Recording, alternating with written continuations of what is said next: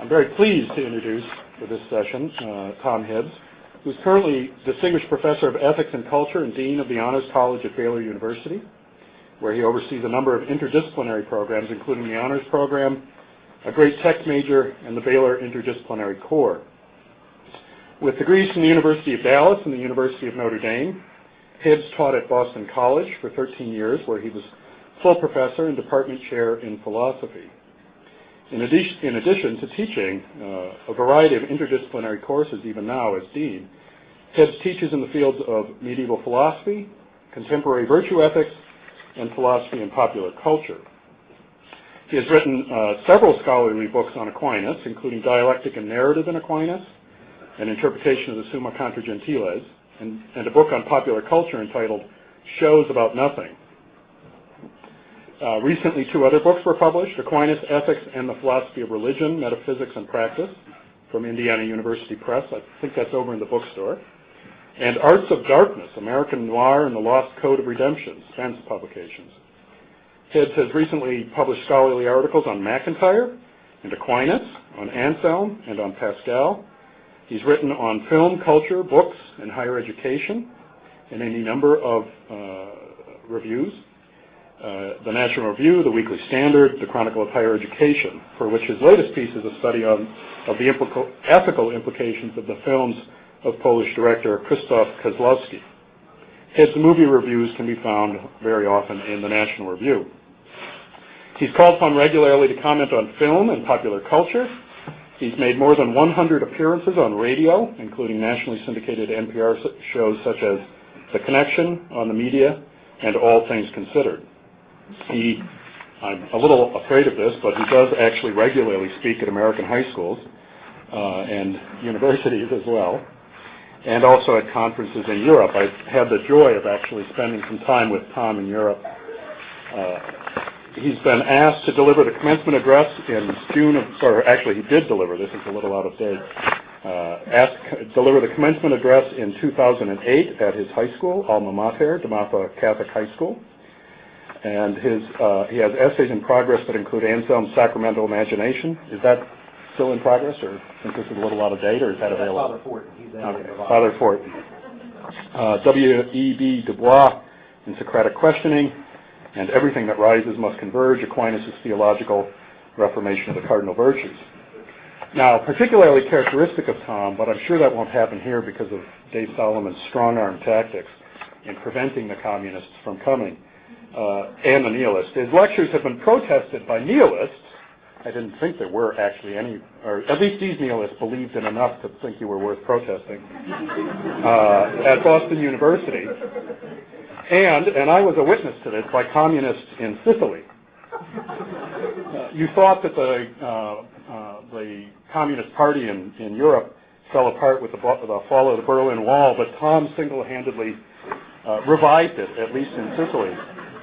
We were at a conference on the future of happiness in Europe in the third millennium. Marvelous topic for a conference. Who couldn't say something about that? And Tom was sitting next to the Governor General of Sicily. I was sitting next to, in the audience, the Italian admiral in charge of the naval fleet in the Mediterranean for NATO. And Tom began to speak on the family, I believe. And we started to hear whistles blowing, and given his affection for more cowbells being hit, and screams and yelling in Italian. At the break, we found out from our host, Fulvio de Blasi, that in fact they were out there yelling, no future happiness, happiness now, happiness now, happiness now. Well, Tom said a little word to Fulvio. Fulvio went off and said a little word to someone else, and they were silent. So, as I say, if the communists haven't come out to protest him today, it's only because they're afraid of David Solomon. So, I give you Tom Hibbs.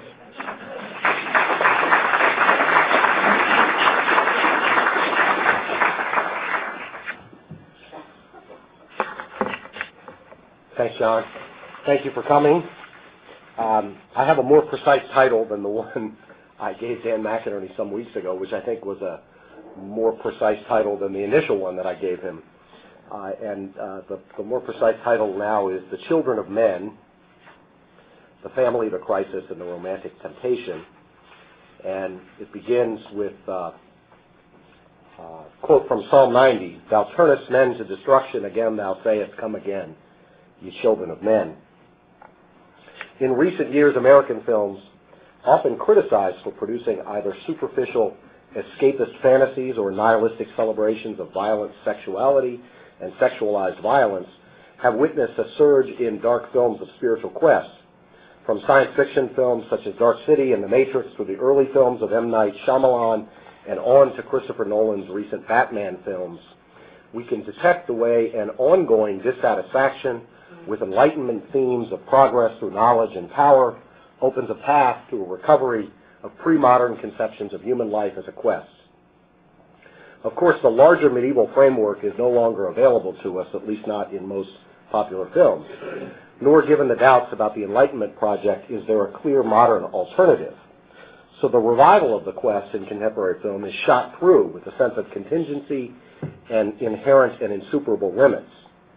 The best that can be established in these films is a tempered hope. Nolan's Batman films, the second of which, The Dark Knight, is now the second highest grossing film of all time, prevent us with a Gotham void of any ultimate basis for or hope in justice and goodness. The modern city, the promised location of enlightenment bliss, is corrupt, dominated by fear, with mores that destroy innocence in its infancy. Moreover, the rational institutions of liberal justice are bankrupt. By way of response, Bruce Wayne crafts what he calls in the first film an elemental symbol, the bat, to combat fear with fear. In that first film, Batman, resembling the gargoyles on medieval cathedrals, is frequently depicted silently watching over Gotham from his perch on the spires of its skyscrapers. With the demise of the modern framework, medieval symbols, the gargoyle and the knight, reappear in a new key. In a telling scene, Batman apprehends a criminal and asks for information regarding a drug deal. Claiming he has told Batman everything he knows, the criminal shouts, "I swear to God." Batman pulls him right up close to his face and demands, "Swear to me." Batman insists Gotham is not beyond redemption, but his is not a religious redemption. From the spires of its skyscrapers, Batman is a dark knight, a gargoyle in a godless Gotham. As is true in many of the dark films of spiritual quest, Nolan's Batman films, which begin with the history of the Wayne family, push the family to the margins of the narrative. Of course, the second film ends with Batman saving the life of Commissioner Gordon's child, so the protection of innocent children is an enduring theme. Yet the family is by no means the arena in which the most important issues are worked out. There are exceptions to this, of course, in contemporary film. Perhaps the most dramatic is Shyamalan's film Signs, in which an alien invasion is the occasion for a dark night of the soul in which Graham Hess, a despairing father of two and a lapsed minister, recovers his vocation to fatherhood on both the natural and the supernatural planes. An even more interesting reflection on the dilemmas of the contemporary family and childhood can be found in Alfonso Cuarón's film version of P.D. James' book, The Children of Men. The title of James' book comes from the passage that I quoted at the outset from Psalm 90. The film dramatically illustrates the paradoxes of Enlightenment science and politics, even as it features a character on a dark and tenuous quest, a quest that involves the recovery of the vocation of fatherhood. Much more than in the film, the book underscores the resources of the Christian narrative, both to embrace the dark universe that permeates so much of our contemporary culture and to suggest a path toward its transcendence. In this morning's talk, I will eventually offer a comparison of the film and the book versions of Children of Men in order to say some things briefly about the Christ of the family, the temptation to romanticism, and the possibility of an alternative Christian understanding of the family, a sacramental understanding. Before directly addressing Children of Men, however, I want first to offer some brief reflections about film and philosophy, and second, to look at the pervasiveness of romantic symbols, narratives, and dilemmas in our culture. Romanticism is, of course, a very complex phenomenon, protean in its manifestations. I can hope only to sketch some of its features, one of the most prominent of which in our time is, I think, the way Romanticism functions as a simulacrum of Christianity, a false image of Christianity. Given what I'm going to argue and what I've already hinted at about the superiority of the book to the film version of Children of Men, one might be tempted to suppose, I'm tempted by this occasionally, that we'd all be better off if we just focused exclusively on books rather than film. I guess that's disapproval. The comment.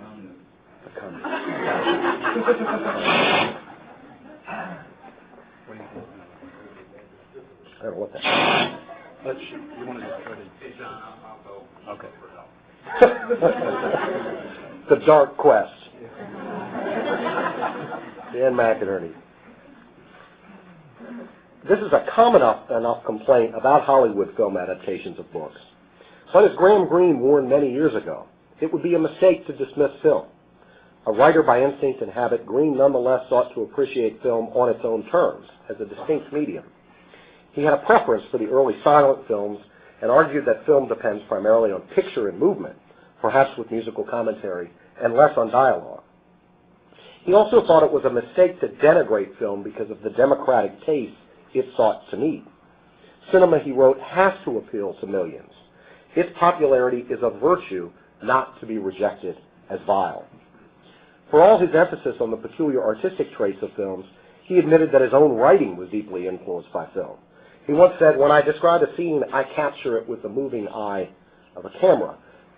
In another talk, another occasion, we might wonder about, we talk a lot about the influence of books on film. We don't talk an awful lot about the other direction, the influence of film on the writing of books. Those who compare film unfavorably to the written word risk misunderstanding its distinctive medium.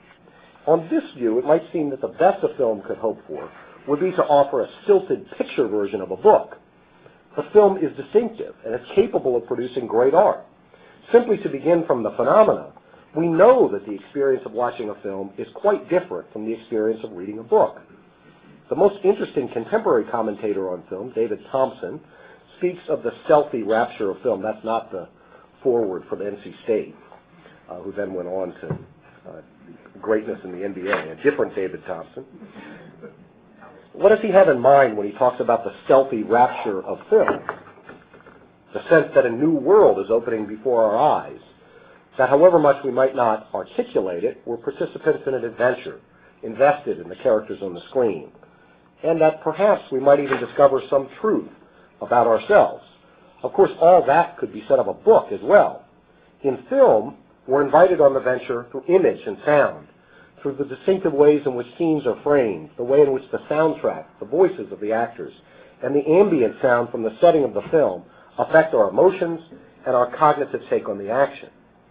Except in rare cases today, Rowling's Harry Potter series is the only example that comes to mind. Books no longer serve as a basis for a common cultural inheritance.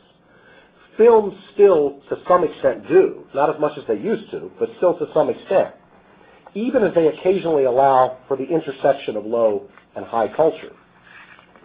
Responding at one point to the objection that a professional philosopher should not write about film, Stanley Cavell said, "The immediate harm in this view lies in closing off an exploration of the links between the low and the high. We need the ability to move between high and low, caring about each also from the vantage point of the other." Cavell also astutely notes that the view that films are specialized commodities manufactured to satisfy the taste of a mass audience, and only that, and hence not fit subjects for philosophical reflection, is a thesis embraced equally by capitalists and Marxists. Cavell's alternative thesis is that the same sensibility that is drawn to and perplexed about philosophy is drawn to and perplexed about movies. Through its distinctive medium and in an indirect manner, films raise some of the same questions philosophers have traditionally raised about character, about good and evil, about knowledge and self-knowledge, and about the ultimate shape of human lives. In Walker Percy's The Moviegoer, the main character, Binks Bowling, a hero in this group, I'm sure, a stockbroker and film fan, who enjoys coastal drives in his MG and seducing his secretaries, has the intermittent sense that there's something more to life. When this happens, he embarks, as he says, and however briefly, on a quest. What is the nature of the quest, or the search, you ask? Really, it's very simple. At least for a fellow like me, it's so simple that it's easily overlooked. The search is what any would undertake if he were not sunk in the everydayness of his own life. This morning, for example, I felt as if I had come to myself on a strange island. And what does such a castaway do? Why, he pokes around the neighborhood and he doesn't miss a trick. To become aware of the possibility of the search is to be on to something. Not to be on to something is to be in despair. Movies are on to the search, Bink says, but they screw it up. The search always ends in despair. They like to show a fellow coming home to himself in a strange place, but what does he do? He takes up with a local librarian, sets about proving to the local children what a nice fellow he is, and settles down with a vengeance. Partly inspired by his habit of film-going, Binks has a glimmer of the quest. He is not in complete despair, since as Kierkegaard defines it in the epigraph to the novel, the precise character of despair is this: it is unaware of being despair. To return to David Thompson, the contemporary film critic, he's not altogether optimistic about the capacity of contemporary film to inspire viewers like Binks. The mysteries present in great filmmaking have migrated further to the margins of the industry, which itself has moved steadily in the direction of attracting a young audience for whom camp, irony, endless motion, novelty, and spectacle are often the real draws. One might argue that this is not a problem peculiar to contemporary film. This might be raised about contemporary fiction as well. Audiences, Thompson suggests, now seem enraptured by the capacity of the visible to exceed reality rather than illuminate it. Thompson asked at one point, how many of us have had any education in the nature of moving imagery, its grammar, its laws, or lawlessness? Without such training, how can we be expected to distinguish news from fantasy, art from deception? Recognizing in some limited way Thompson's concerns, Alfonso Cuarón, the director of the film version of Children of Men, stated in an interview about the film that our culture is over-narratized. We are missing one of the biggest, probably something more powerful than narrative to humans. That is symbols, the ability to interpret symbols. Now, it's not easy, at least for me, to figure out precisely what Cuarón means, and the term over-narratized is hardly felicitous, not a phrase that the undergraduates here should use in their papers. What I think he has in mind is that our culture is saturated with storytelling, yet the obsession with stories coincides with enduring and sometimes terrifying doubts about whether the tales we tell have any meaning or even any coherence to them. Cuarón goes on to describe symbols as involving the co-referencing of things. Both the book and film versions of Children of Men focus on our loss of symbols. Yet one mark of the superiority of the book, I would say, is that it offers a sort of meta-narrative about our loss of symbols, a set of clues to aid us in detecting the causes of our loss of a coherent symbology. The departures, moreover, of the film from the book are instructive about the prominence of romanticism in our culture. Hence, I turn briefly to that before turning back to the book and film. Before turning in more detail to the two versions of the story, we might reflect for a bit on our romantic culture. Consider, for example, the Spielberg film. Well, any Spielberg film might do, but I have in mind E.T., the 1985 blockbuster that still ranks as the fifth highest grossing film of all time. Adjusted for inflation, do you know this website, Box Office Mojo?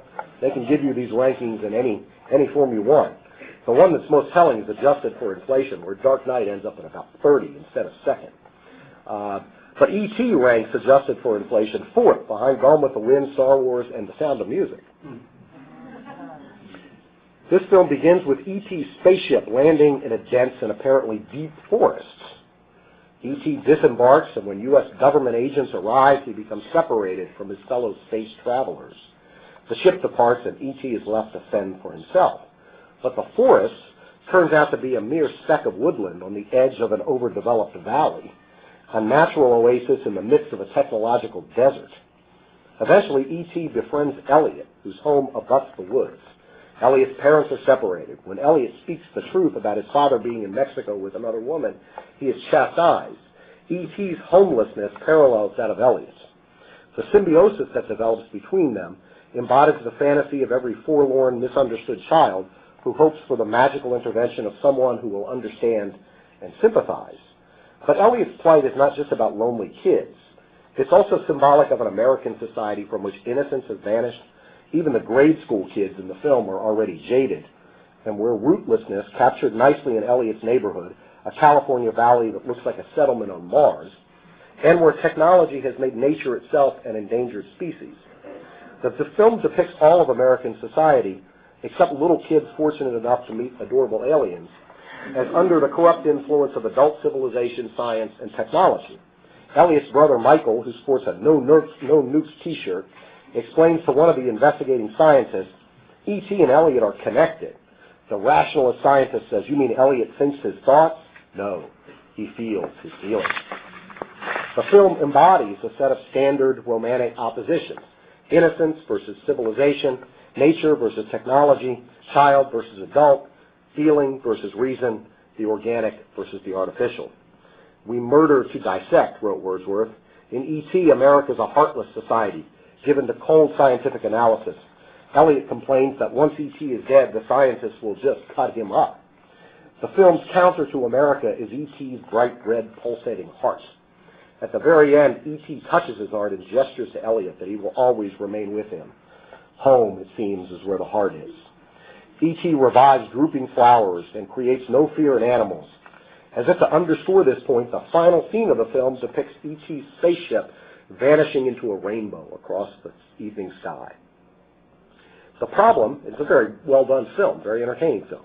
The problem with the underlying romantic mythology in the film is that it never suggests how we might reach this state, how we might mediate between or reconcile reason and feeling, technology and nature, adulthood and childhood. So elusive seems this innocence, so thoroughgoing our saturation in the technological, the calculative, and the instrumental, that we might be tempted to adopt an antithetical conception of human nature as violent, chaotic, and amoral, another stage in Romanticism.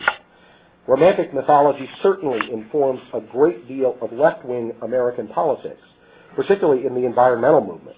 Romantic themes have been prominent on the left at least since the 60s, and before that, especially in rock music. They're in John Lennon's Imagine, in Crosby, Stills, Nash & Young's Woodstock, which urges us to get ourselves back to the garden, or in Don Henley's Reagan-era lament, The End of the Innocents, with a longing for a place still untouched by man. But none of these romantic pleas can show us the path back to unreflective innocence. We are saddled with a harsh dilemma. We must and yet cannot return. The surprising ways in which romantic mythology informs our popular culture, and not just on the left, can be seen from a comparison of two very different films from the early 90s. Two of the biggest films of 1994 were Forrest Gump and Natural Born Killers. Those two films are usually not put together in the same sentence. You upset communists if you do things like that. I'm only going to happiness now. That's right.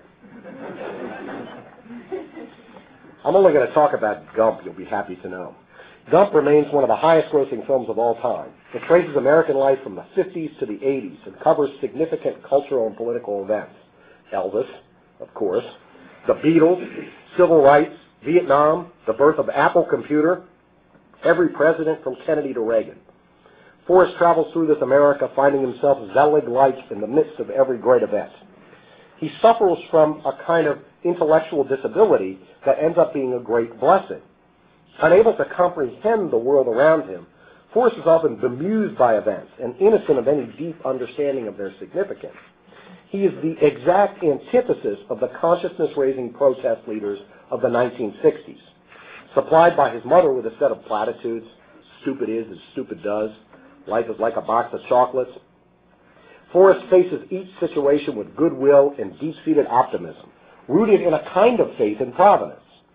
Void of critical reflection, Forrest is never confused, never hesitant about what he ought to do. As the rest of America explodes, Forrest is preserved, and anyone who associates with him is successful. In the end, Forrest has it all: fame, wealth, and ultimately love. Noting that forced goodwill and trust lead to success, and that characters such as anti-war protesters typify the bad guys in the film, some conservatives praise Gump for its celebration of innocence and old-fashioned virtues, like self-reliance, loyalty, honesty, and patriotism. Pat Buchanan, for example, said that the film celebrates the key values of conservatism, of the old American, of fidelity and family, faith and goodness. And the way of life this film holds up to be squalid and ruinous is the way of Woodstock. The comparison, I'm not going to go into Natural Born Killers, which is where the family is sort of the source of violence and corruption. But in that film, the only people who are innocent, Mickey and Mallory, become sort of heroic serial killers in the film, Oliver Stone's film, treating of roughly the same period in American life, the end of the period actually described in Gump. But the only innocent character in the film is an Indian who doesn't speak English and doesn't have a TV set. They make a point of saying this, living in the desert. And he's sort of accidentally killed, and that's the only act of murder that's blamed in the film, that's actually accused of being wrong. The rest are sort of celebrated. And so he's an Indian who is completely separated from civilized American society and attached to nature. So both Gump and Natural Born Killers, however opposite, I want to argue, have the same underlying romantic mythology. While Natural Born Killers sees the family as an institution of oppression, Gump retains a certain ambiguity about the family. In the end, Gump is left to raise the next generation. But there's a question about that. Can Forrest raise the next generation in such a way that it retains its pre-adult simplicity? This ambiguity about the family, no ambiguity in Natural Born Killers, but some ambiguity in the family in Gump, retains a certain historical ambiguity. Aristotle describes the family as resulting from nature and not from deliberate choice. Rousseau describes it as having a sort of ambivalent transitional status between original innocence and the full-scale corruption of civilization. Perhaps not surprisingly, the tensions within American popular culture reflect deeper tensions in our modern way of life. Reacting against the rationalism and instrumentalism of his modern predecessors in Hobbes and Locke, the philosopher Rousseau took direct aim at the central thesis of early modern political theory, the idea that the state of nature is marked by acquisitiveness, competition, and even war. According to Rousseau, the competitive passions are initiated and inflamed only in advanced civilization. The state of nature was the childhood of the human race, when desires were simple, when human beings sought only their true needs, when self-preservation was least prejudicial to the well-being of others. Only with the development of reason and speech could human vanity develop, along with a growing sense of the indefinite number of ways in which our desires can be satisfied and frustrated. The result is that we seem trapped in a state of permanent frustration. We become more acutely aware of our alienation, but we cannot cure it. We seem simultaneously impelled to return to Rousseau's nature and yet unable and probably, frankly, unwilling to do so. We seem forced, moreover, to use the very instrument, human reason, that is the source of our dissatisfaction as the only tool available to remedy our situation. We see technology as an enemy, yet we subject ourselves to its creation in the forlorn hope that we can recreate the pleasures of pre-technological life. Since we cannot return to this original nature and cannot simply lobotomize ourselves to eliminate the adverse impact of civilization, we're caught up in contradictions from which art might seem to offer rescue. Art promises a recovery of feeling over calculation, of an orientation to the whole rather than an analysis of isolated parts. It re-enchants what rationalistic science has disenchanted. In place of the petty calculation of self-interest and the treating of others as means, art puts before us an experience of the beautiful or the sublime, experiences that silence our acquisitive natures, our penchant for reducing all things, including persons, to price or use. Art not only fends off the modern sources of alienation, it also replaces religion. As Wagner put it at one point, it is reserved to art to salvage the kernel of religion, inasmuch as the mythical images which religion would wish to be believed as true are apprehended in art for their symbolic value, and through ideal representation of those symbols, art reveals the concealed deep truth within religion. By the way, not just the citation from Pat Buchanan earlier, I take it as a sign of the degree to which contemporary conservatives can be seduced by Romanticism that Roger Scruton has a book on Wagner called The Death-Devoted Heart, Sex and the Sacred in Wagner's Tristan and Isolde, that is an unqualified celebration of the Wagnerian vision.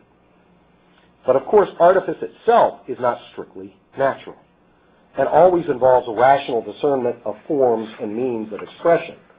Wordsworth's famous definition of poetry as the spontaneous overflow of powerful feelings, as an additional phrase, recollected in tranquility, and also revised, right? That captures both the devotion to the immediacy of passion and the need for reflection and artifice. In the absence of natural standards, it is difficult to see how art can guide us to what ennobles, or help us to transcend the trap of having to use the very means of our corruption, artifice and reason, as a remedy for our corruption. The contradictions of Romanticism, the gulf it creates between on the one hand what we once were and in some futile way longs to become again, and on the other what we are now, creates enormous tensions. One way out is not to look back but forward, to attempt to recreate society in such a way that alienation and inequality are eliminated. But Romanticism doesn't exactly provide us with clear guidelines for how we can reach this state.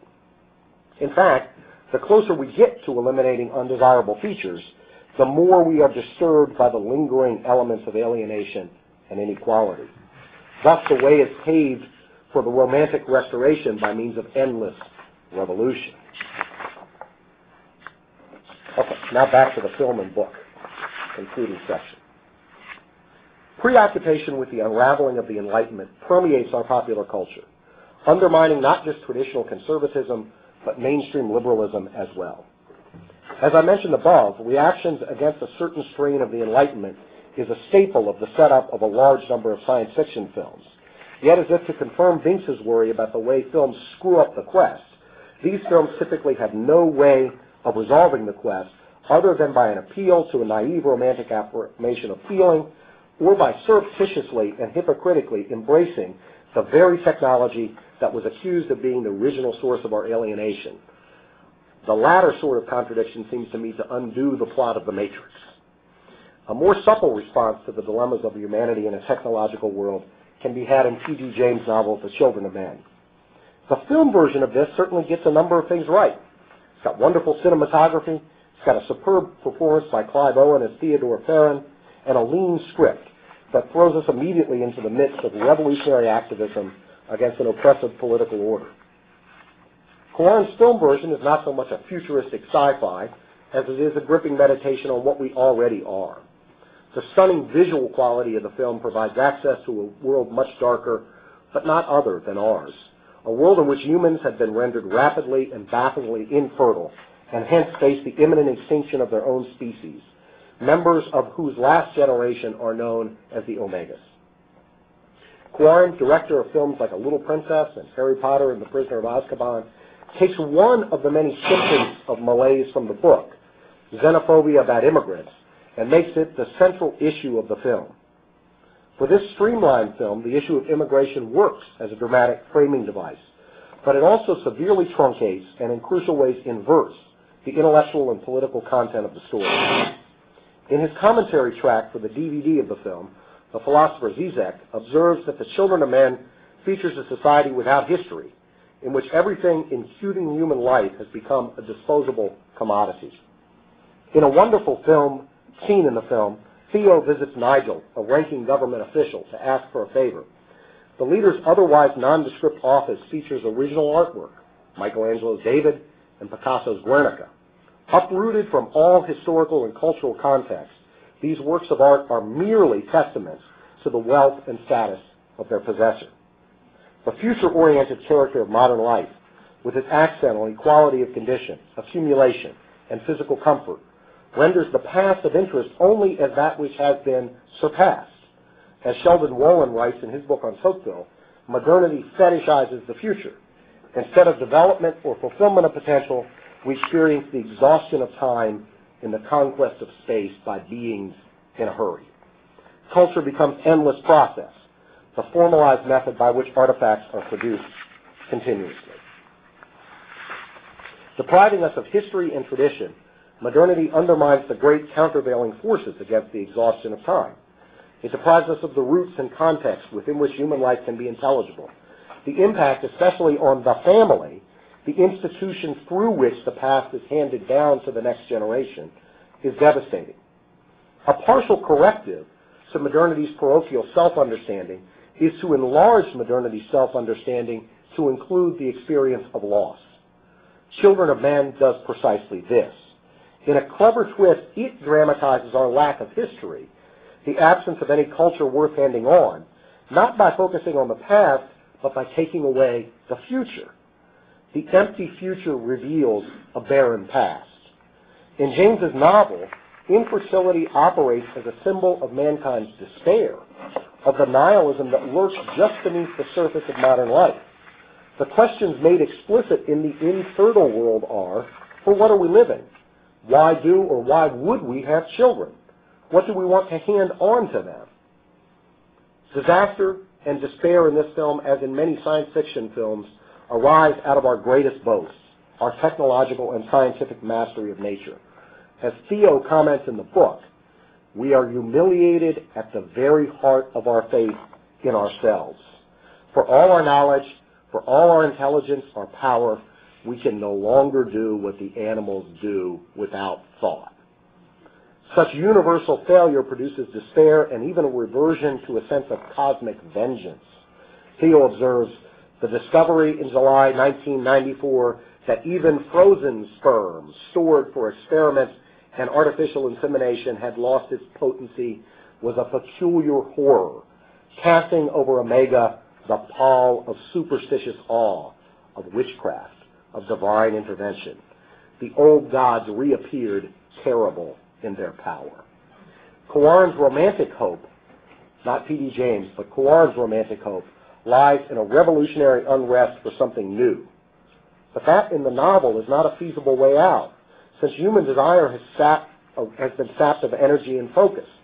Indeed, governance in the novel is precisely what Tocqueville described as the new physiognomy of servitude, a world in which citizens willingly subject themselves to the complete control of a bureaucratic apparatus, here concretized in the leadership of one man.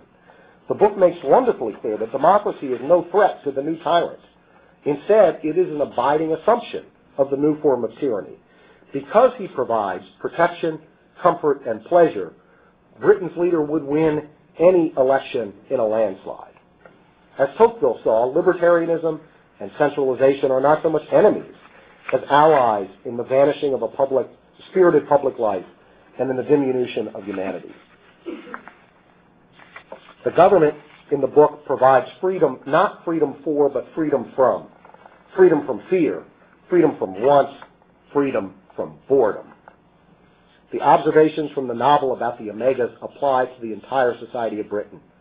Perhaps we have made our Omegas what they are by our own folly, a regime that combines perpetual surveillance with total indulgence is hardly conducive to healthy development. I think if we had to say one of the ways in which the contemporary family goes wrong, even when it's trying to do what it thinks is right, perpetual surveillance with total indulgence of children. If from infancy you treat children as gods, they are liable in adulthood to act as devils. For all of its promise of protection and pleasure, the new regime seems only to exacerbate the strange mixture of fear and longing for death, even as it serves to remove pleasure from our grasp. Officially sponsored group suicide, called the quietus, allegedly allows individuals to choose when they will die. Yet the book makes clear that this is subject to abuse, as the government forces death upon those who have second thoughts and offers incentives to families to ease the elderly out of this life. Coirne's film turns this critique inside out and deprives the quietus of any problematic status, The film's only use of the creators is as a private and legitimate act of euthanasia. Michael Caine as John Lennon killing his catatonic wife. In fact, in the book, it is precisely Theo's personal presence at a government-conducted group creatus, his witnessing of the violently enforced suicide murder of an elderly friend, that sparks his awakening from his dogmatic liberal slumber. The experience of violence dovetails with his growing realization that a seemingly rational and well-intentioned government leader could be evil. Another theme absent from the book, in the book, but absent from the film, has to do with sex. For the increasingly tepid pleasures experienced in this world of complete sexual freedom, there is government-sponsored pornography. As James puts it in the book, one might suppose that with the fear of pregnancy permanently removed, sex would be freed for new and imaginative delights. But that's not the case. Sex, totally divorced from procreation, has become almost meaninglessly acrobatic, characterized, she says, by painful orgasms, spasms without pleasure. Sounds like something from Dante. The book dwells in compelling detail, not just on xenophobia, but also on the disorders of modern sexuality, the stultifying of human passion, the flourishing of the desire for death, and narcissistic attitudes towards children. James describes a world in which dolls, artificial children, and pets, child substitutes, have become objects of fawning desire, christened in birth celebrations and buried in consecrated ground to satisfy frustrated maternal desire. This is, as I read recently on the web, and we know everything on the web is true, a growing phenomena, in fact, in our own culture known as reborn babies. There is a sort of desperate romanticism operative here, an attempt to construct childhood innocence and familial affection. The adulation of the child, a cultist feature of romanticism, permeates the society. James's book treats this issue with great clarity in the case of the Omegas. Both book and film begin with fawning global media attention heaped on the death of the last person to be born, the youngest individual on earth, baby Diego.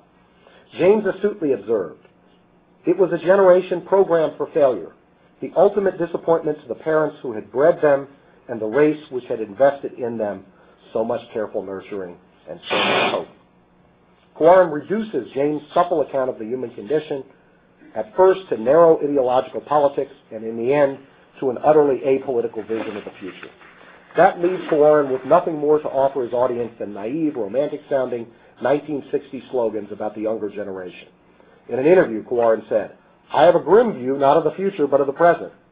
I believe evolution is happening, and human understanding is occurring, and that the young generation is the one that is getting some new perspective of reality of what's going on in the world. The new generation will prove that the earth is going round the sun, not the sun going round the earth." Quarren fails to see that this vision of the child as the father of the man is one of the greatest disorders in the world of the novel. By suppressing the adult question of how the next generation is to be raised, that is, how we are to raise the next generation, and what we ought to hand on to our children, Quarren, whose film has been praised for its sophisticated handling of politics, effectively suppresses not only politics, but culture. One of the most telling scenes in the film occurs just after the birth of the child in a dilapidated building in the middle of an ongoing conflict between rebel and army forces. This is one of a number of highly praised scenes in the film. Into the middle of this battle march Theo, the mother, and the child. As the soldiers realize a newborn baby is in their midst, they cease fighting. Many bow and cross themselves as the baby passes. But as soon as the child departs, vicious fighting renews. Quarren has highlighted the co-referencing of symbols here, the way in which the unexpected birth of the child alludes to Christian symbols, such as a barn or a manger, and to manger or the image of the Pietà. Both in the film and the book underscore the sheer joy and the revitalization of hope that arise from the recognition and reception of new life. But the difference with the book is most palpable with respect to the baby, and whether the child is a fitting object of worship. The issue is not just about co-referencing, but about the order of symbols, about what is to be understood as referring to what, or, to use sacramental language, about what is a sign of what. In the book, There's much speculation about the source of infertility, the story's central symbol. Scientists are hard at work trying to find the cause and the cure. And of course, there are apocalyptic preachers ranting about God's judgment on sinful humanity. Quarren includes the latter in one scene. In the film, as in the book, the preachers are yet another freaky sideshow in a world gone mad. But Quarren fails to see that James includes the apocalyptic preachers as a warning against the modern, falsely sophisticated temptation to think that religion offers nothing more than an extremist freak show. Quarren, it seems, took the bait. In a more serious reflection on religion's near eclipse in modernity, the main character in the book, the skeptic, Theo Farron, observes, the cross has never been a comfortable symbol. A character who might well have been crafted by Walker Percy, Theo is a wonderful embodiment of the reluctant seeker, someone who at the beginning of the book is a reflective but indifferent observer of the contemporary loss of meaning. He says, I don't want anyone to look to me, not for protection, not for happiness, not for love, not for anything. His near despair is at least partially the result of his own loss, the failure of his marriage after he accidentally killed his young daughter by backing the car over her in his own driveway. Like the main character in Shyamalan's Signs, he has lost any sense of his role as a father, as an authoritative caretaker of others. Just as in Signs, so too here, the collapse of the world order is an occasion for a dark night of the soul in which the main character recovers his calling to fatherhood. James implies early on that Theo has at his disposal some of the resources to make proper judgments about his condition. For example, early in the book, Theo refers to himself as suffering from achadia, which, properly understood, is despair of the divine good. The world depicted in the novel provides ample illustration of the way in which, having rebelled against and abandoned the divine good, humanity now experiences nature's rebellion. The quandary of infertility in this book opens on to a set of problems concerning the human condition, problems that resist articulation, let alone resolution. Ralph Wood, my colleague who knows P.D. James well, has written ably about this. Among the many mysteries James explores in the novel, perhaps the deepest is the mystery of conversion. How can we be transformed from self-regarding into self-surrendering people? How, more strangely still, can we find the faith to resist overwhelming evil, especially in a world without a future? The great mystery is the transformation, however partial, of Theo Farron himself, from detached cultivator of creature comforts into someone willing to risk his life for the sake of new life. From initial indifference, he comes close to embodying the sentiment of another character. The world is changed not by the self-regarding, but by men and women prepared to make fools of themselves. During a trip to Rome, Theo enters the Sistine Chapel and stands before the Pietà, where he observes women, young and old, rich and poor, emitting their ceaseless, anguished moan, expressive of the hopeless longing of all the world. The title itself, as I have indicated, The Children of Men, is a quotation from Psalm 90, a prayer in the Anglican burial service for the dead. Thou turnest men to destruction, again thou sayest, come again, ye children of men. The language of the psalm captures in sequence the common human experience of entrapment and the wondering about that entrapment as to whether it is a divine curse, and secondly, the possibility of emergence from the trap through cooperation with divine grace. In the book, a burial, using the very liturgical language of Psalm 90, precedes a baptism, as death in the Christian narrative precedes rebirth. Whereas for Quarren, the child itself operates as the transforming symbol. James gives us reason to be skeptical of this proposal. However much we might be impressed by what Hannah Arendt calls the facts of natality, birth and childhood alone are not sufficient symbols to guide family life and the rearing of children, let alone to help us to think about politics. The final sentence of James' book records the act of baptism, the tracing of the uncomfortable symbol of the cross on the forehead of the newborn baby. Instead of the mere fact of birth, sacramental signs and liturgical practices inform our understanding of the family and its receptivity to new life. If I'm right about the romanticism in our culture, one of the chief obstacles to our recovering that understanding of the family is the way Romanticism so often functions as a simulacrum of and substitute for Christianity. Thank you.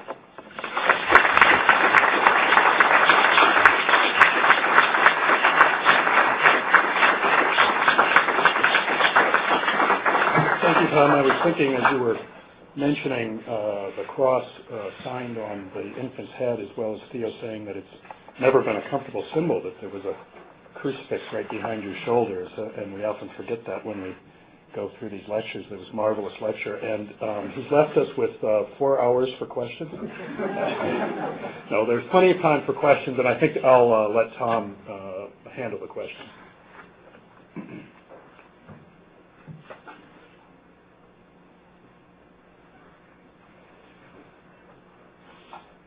Well, I have students here who are much more active than, I was going to say objectionable, but that's not the right word in class.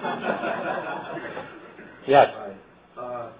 You mentioned politics obliquely. Perhaps could you stand up so that... Here. David Simon from Gonzaga University.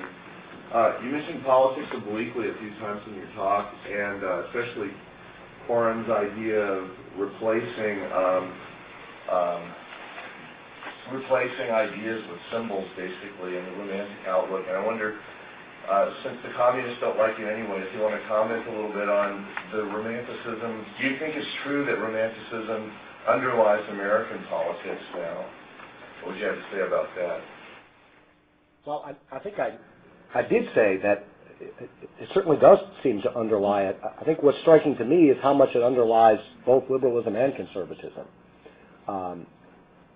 And I think depending upon which, the problem, as I mentioned at the beginning, is that's why I went back to Rousseau, because I want a text and a source, and I would make the argument that Rousseau is the most important originator of Romanticism, and gives the most coherent account of it, and the best account of its own problems.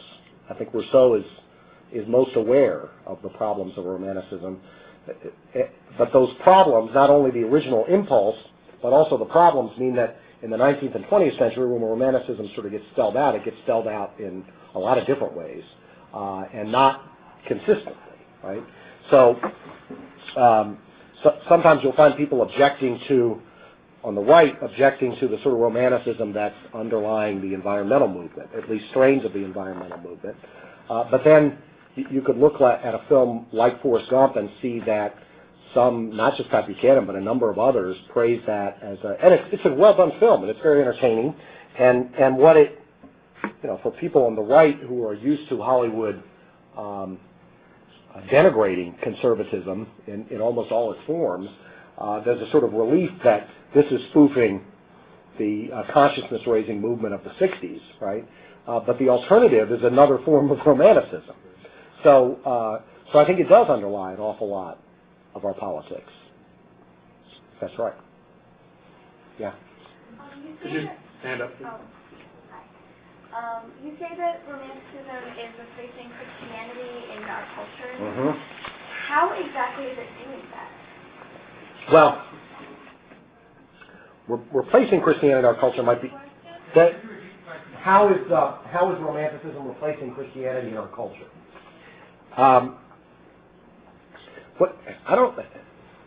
Maybe I shouldn't put it that way, that romanticism is replacing Christianity.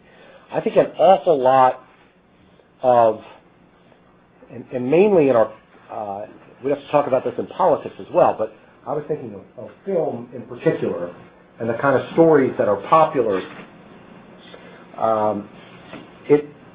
It seems to me there that the supplanting is often very subtle.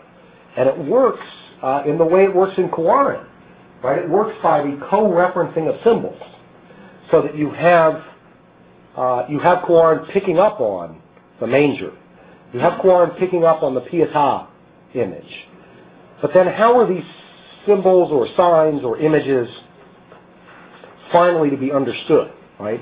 Is there a ruling symbol among these symbols, right? And I think that in many cases where Christian imagery is used, the ruling symbol is a romantic symbol. Right? It's not a symbol that requires the subordination and ordering of other types of symbols to Christian themes and images. But rather, Christian themes and images function in the way Wagner suggests in that sentence that I quoted from him. Right? They function, as they do for Hegel, as anticipations of something that's more complete, more adequate, and in some sense more in our control. Right? I mean, Wagner there is suggesting that art will transmute the symbols of Christianity, which we can, the assumption is, which we can no longer believe in, right? Will transmute those symbols into something that we can believe in through this new inspiration that art's going to provide. Right? Corin at one point asked about all these Christian references. I don't think he ever read P.D. James' book. And he was involved with the script writing. I don't know that somebody must have read something. but how much they read, how much they read of the book is not clear. But he said that he was interested in Christian symbols, not in dogma. So that is in a less sophisticated form the sort of Wagnerian move, right? Not the dogmas, but the symbols.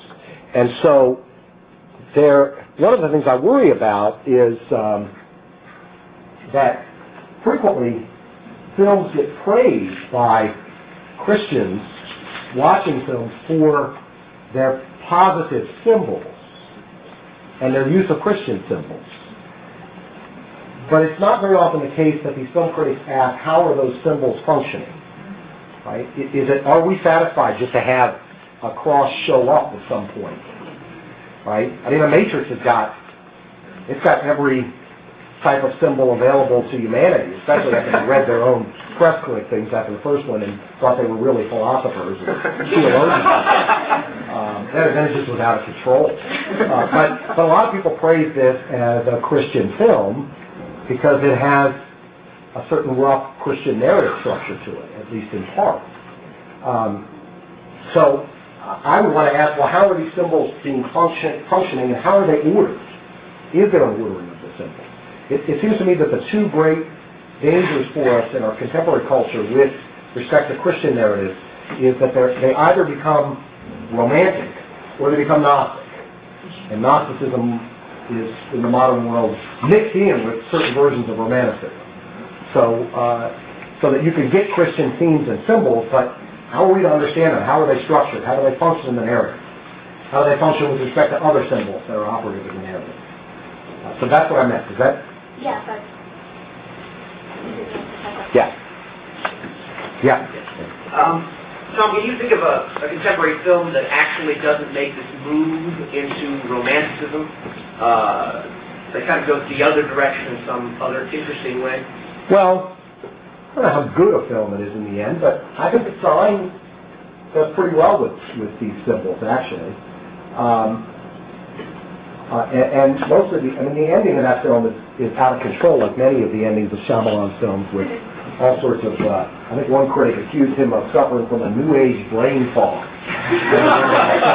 Because he just beats over the head that this cannot be a coincidence. He beats us over the head, and characters keep saying that as if we couldn't pick it up from the narrative.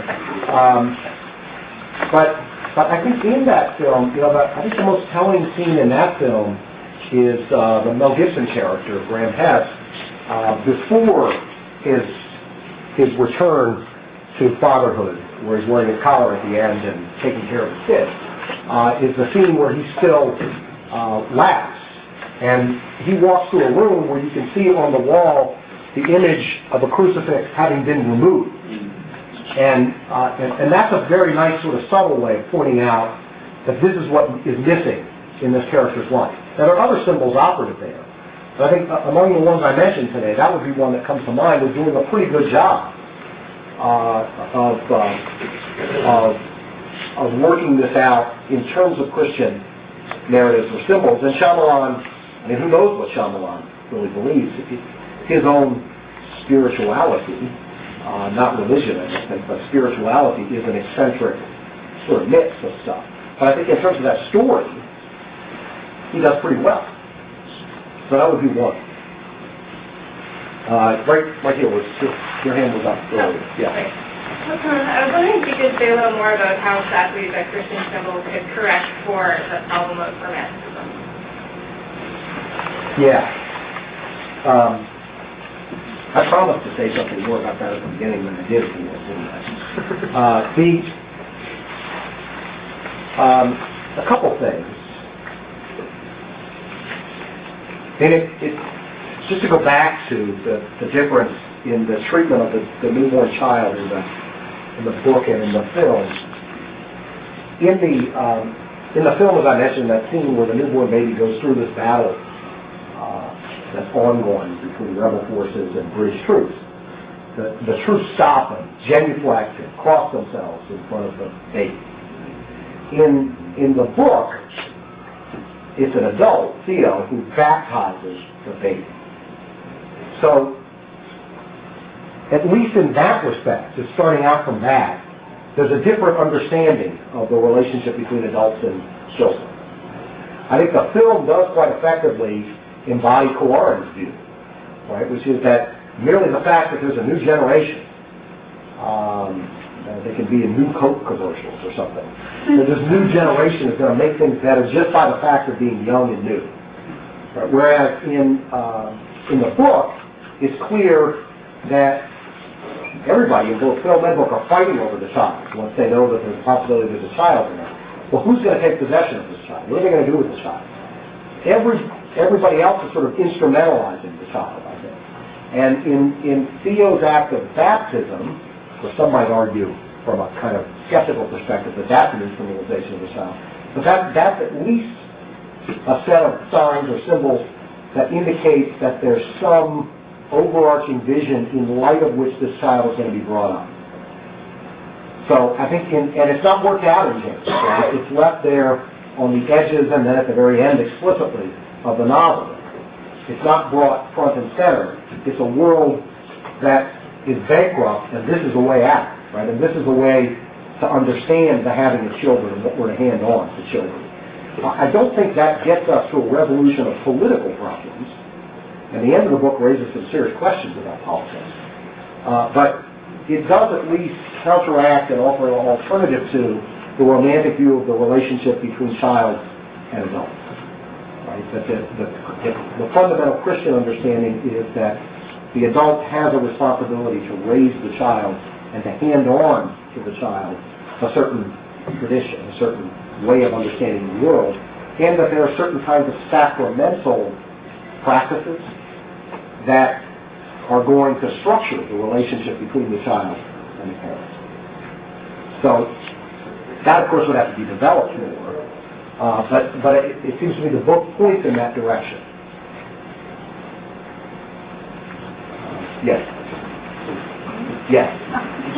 I was thinking about, I was wondering whether romanticism, not only is romanticism kind of being put forth as a substitute for Christianity, but for religion, but if romanticism is infiltrating religion itself, because it seems to me, in terms of thinking of preaching and so forth, we hear very little about the cross, very little about ascetical practices or self-discipline, and more about a kind of sentimental notion of community, where we're all one big happy family. We're talking about the hard practices that are necessary to achieve that. So would you like to? Yeah, I think that's right. I think we could all cite cases, sad cases, where this happens. And I think part of it is, well, there are two things really. One is that this is, we very often confuse art and religion, or art with religion in our culture. And that is, in fact, because they're closely connected in many ways, right?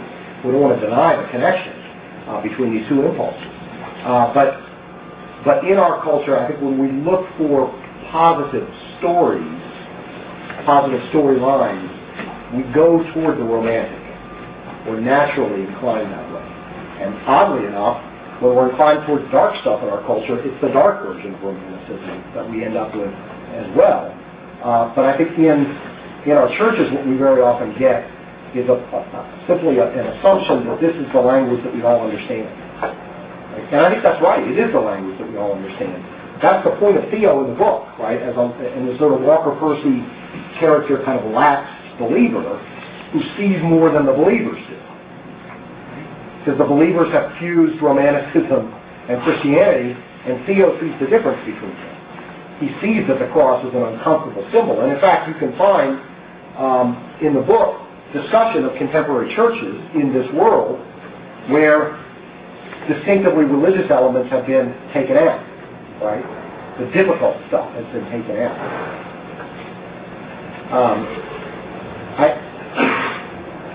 I think this backfires, not only because Romanticism in the end is incoherent, it also backfires because as French authors before and after Rousseau, namely Pascal and Tocqueville, saw, the pleasures of this world will never satisfy the human heart. And so there's something in the end that's got to be frustrating and self-defeating about Romanticism. No matter how much it is a higher order pleasure than mere material gratification, it can be about community, it can be about treasure and youth and innocence, and these are not merely acquisitive instincts or desires in us.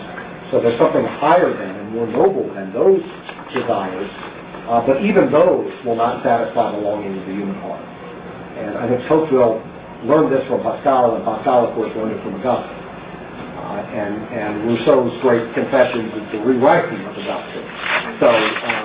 So both before and after Rousseau, you find French authors attempting to revive something of that Augustinian mentality, something of that Augustinian understanding of the human heart. And that it is perhaps the saddest thing about the times in which Romanticism substitutes for Christianity in our churches is that it's deeply dishonest about our hearts and about our longing. And it's a way of avoiding not only the difficulty of the cross, the uncomfortable symbol of the cross, but the uncomfortable truth about our own hearts. Yeah, and there's two guys in the back. I don't know which one of you raised your hand first. So. Yeah, a general question about film and Christian art. In the middle of your talk, you mentioned Graham Greene, the novelist struggling against the ascendancy of film and conceding that you have to take film seriously. He's writing in the middle of the century when film music was changed to novels. In our own time, film itself is being expressed by other art forms on the media, computer stuff. Film is the only uniquely modern art of the medium, the only new thing, appearing art. With history beginning in the 20th century and seeing its success already. Is it an art form worth holding on to, at least for Christians? And aside from commercial reasons, well, as long as people will pay for it, we'll make it. Does film have a unique, distinct contribution to make to art? Yet is it valued to Christians?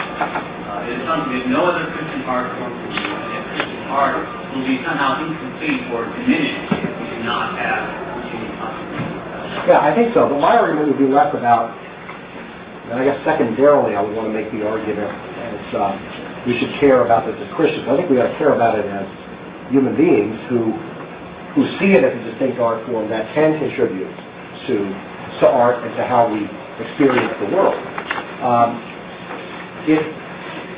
It also strikes me that, I think in our own time, this is more a temporal argument or a conditional argument for where we are now in terms of the arts that I want to make. It is, as Cavell indicates, it is still one of the few places where high and low intersect. I think actually, TV's better because of cable than it used to be.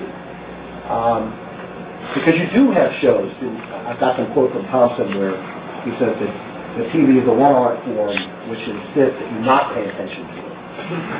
And generally speaking, that's true. But I think shows like The Sopranos or Lost or 24, these are shows that place burdens upon the viewers. You have to pay attention. And you have to sort of show up week by week in order to get the plot, or else you're lost. Sorry. We're making devil signs back here. So I do think that that film and these sort of series, I think, hour long, approach film in our culture. I think that the experience of the intersection of high and low and the experience of through image and sound of storytelling that is somewhat sustained. Now, it's not sustained in the way reading Brothers Karamazov is sustained or reading Anna Karenina is sustained, these great, really big novels. And there are, I think, in the end, certain deficiencies to the visual image over the written word in terms of the imagination. But I still think there's a distinctive role for the visual and sound imagery that constitute film as a distinctive art, and that we ought to be concerned about because it is a distinctive human way of coming at art and coming at important questions. Other? Yes? In a couple modern movies, there's, like, for example, The Royal Tenenbaums, Little Miss Sunshine, there's this whole thing of the family, like, in the midst of absurdity and feeling alienated and sort of coming together and finding, I guess, solidarity within the absurdity. Yeah. Would you characterize that as coming from romanticism or another philosophical? I don't know. I'm a big fan of Tenenbaum. I'm not such a fan of Sunshine. But that's just personal judgment about those films. I think there is certainly a Spielberg, as I mentioned. It's all always about the family, and I think there's a certain romantic element in this return to the family, and I think conservatives are sometimes prone to this too, as if we could retreat to the family and let culture just go to hell. Let politics just do its own thing. Forget about culture. We'll just set up our little enclave in the family, and that's enough. And it doesn't seem to me that's it's a move of desperation, first of all, right? And maybe moves of desperation are called for in our times, but it doesn't strike me that we're being very sober about this. If we're thinking about the family as the place in which we can invest everything that we care about. And some of these films at their best show that part of the problem with the family is that we're investing everything in the family, right? So some of the absurdity that results in these films is a result of that. Now, where they end up in the end, oftentimes, is simply reasserting a family that now somehow has slightly better self-knowledge than it did before. But it's never clear to me in the end how far that goes. And for a film, maybe that's enough, that it just recovers that. Right? Sometimes that these people can go on together, given the absurdity, and still care for one another to some extent and so forth. But that return to the family, which we find all over the place, and as I mentioned, both in Aristotle and Rousseau, the family has this sort of ambiguous status, right? Aristotle says it's not a deliberate choice, but then Aristotle has a lot to say about the family, here and there, and how it can go better and how it can go worse. So it's not as if everything having to do with the family is a mere matter of natural desire, right? It's that its original impulse is a matter of natural desire and not a matter of deliberate choice. And then it has this ambiguous status in Rousseau, which is where I think most of our contemporary reflections on the family and its ambiguity are more out of Rousseau than out of Aristotle, right? We want to go back to the family as something that takes us out of civilization. And yet the family seems in its structure, in its mores, already to be corrupted by civilization.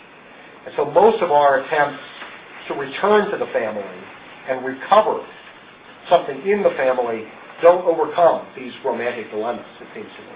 And those are both dilemmas about nature and about politics. Is the family natural or not? What is the function of the family in the political order? Like, those are the important questions. I don't think any of these films are really, most of them at least, are really interested in raising or even aware of those kinds of questions. What they want to do is to try and present a very dysfunctional family, sometimes a dysfunctional family that we might recognize as being like our own, because all of our families are to some extent dysfunctional. Other times, we're being presented with a family that we're supposed to identify as dysfunctional like our own, and we find it horrifying, and we should. Because Hollywood is sort of presenting something that we ought to identify with that's actually perverse, and not just slightly dysfunctional. But in any case, what they try to do is then find raised through certain dilemmas and coping mechanisms that this family can come back together at the end. But what does that mean? I don't know. You'd have to look film by film and see. I probably should draw this to an end, this happiness now. I think both from Tom's paper and from his response to questions, you can see the way in which he brings together themes from philosophy, politics, art, literature, and so on, such that year after year his session is standing room only. So I hope you will join me in thanking Professor Tom Hibbs for this.